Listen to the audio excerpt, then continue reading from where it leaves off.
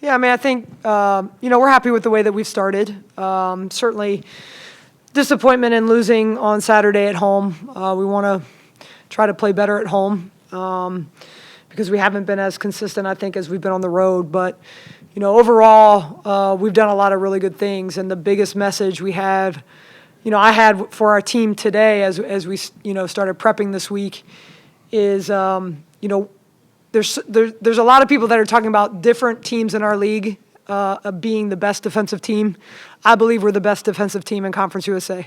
Statistically, a lot backs that up. We're number one in field goal percentage defense. We're number one in three-point field goal percentage defense. We're number one in block shots.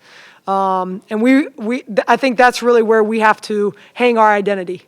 Offensively, we've been up and down this season, and I think, while we're still not consistent, we are trending upwards. But that as much is not a concern to me. If we can stay focused on our defensive ability, locking teams down, and then just growing on the boards. I think, that's the challenge for our team this week. Let's stick with what we're doing defensively, and we have got to get 1% better on the boards. That's, just eliminating 2 to 3 rebounds for our opponent and us getting 2 to 3 rebounds offensively. That can really close that margin a little bit more and make us dominant defensively. So that's the goal. Anytime you go on the road, it's hard to win. It's hard to win at Western Kentucky. We've won at Marshall, but not all the time, and they're playing really, really well. So, let's hang our hat on our defense. Let's take pride in that. Let's pack it and go on the road, and let's go out and compete. Coach, do you think there's going to be an added sense of, I guess, just wanting to get this win coming off last year, 3 overtimes, shot at the buzzer to lose to Western Kentucky? How fired up is the team to be able to get another opportunity to go play them at their place? Yeah, it's interesting because only 6 of our players were part of that last year. And so that was something that we talked about in film today. We actually showed that end-of-game play from Western Kentucky, both the shot that Tay made that we thought won the game and the shot they ended up winning or making to win the game. Because we need, all of our players, especially our newcomers, to understand, Western Kentucky's a big rivalry. I mean, we talk about ODU around here all the time. Western Kentucky has become a really big rivalry as well. And, we haven't won there, and we want to go win there. So, we've done everything we could to kind of frame that for our players. Since so many of them were not a part of that, they need to understand it and feel it. Coach, this team hasn't come off a loss in a while. So what's kind of been the mentality this week going into this weekend? Obviously, now you're going away. You had your first time, coming off a loss. How has that mentality kind of changed since, the great start? Well, I hope that it just refocuses us. We've played well. January, we've played really, really well. And you don't want to just, get down on the one loss because, even on the game Saturday, we had opportunities to win that game. We were right there. And, we just didn't make enough plays at the end to win it. So, my message for the team is to stay positive, understand how well we've been playing, learn from it. There were some plays on Saturday where I felt like we got outworked, and I take that personal because that's not who we are and that's not who our culture is. But, we don't need to dwell on that. That has been an outlier in conference play for 5 of the 6 games. We've played hard. We've played well defensively. We're gaining momentum offensively, and we need to stay focused on that.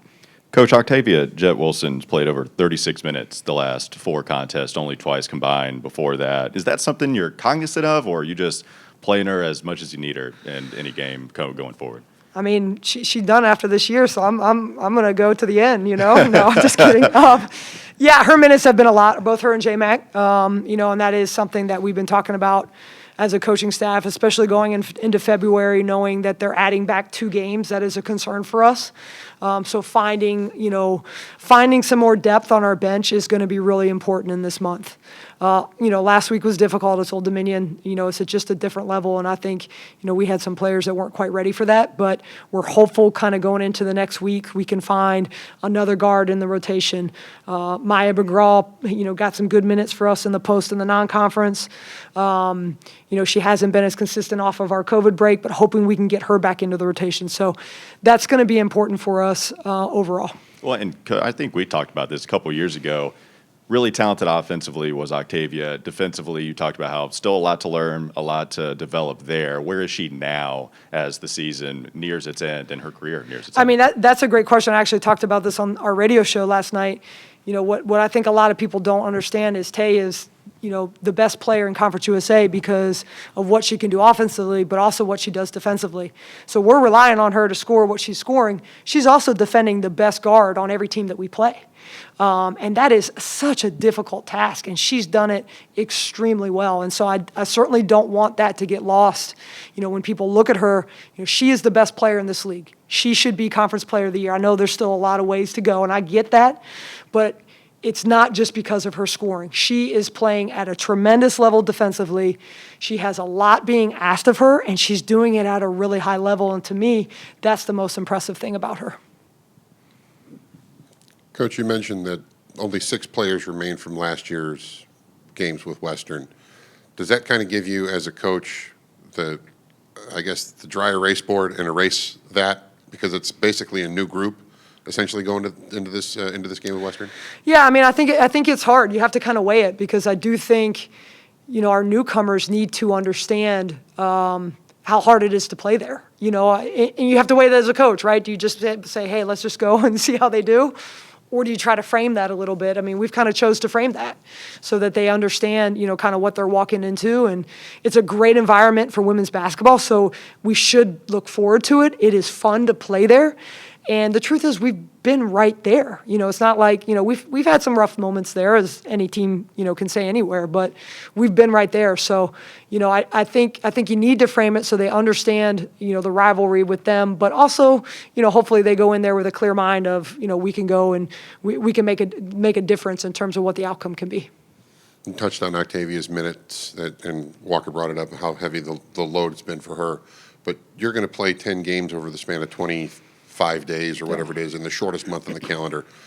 Is your MVP, do your MVPs end up being your trainers at this point because there's going to be so much asked to your players? Yeah, I mean, there's no doubt about that. We have focused on recovery. That's been a real part of our program over the last couple of years, but this year it's at an even higher level. You know, from recovery, from our strength coach, you know, Stacy Weaver, to Jen Whittingham, our trainer.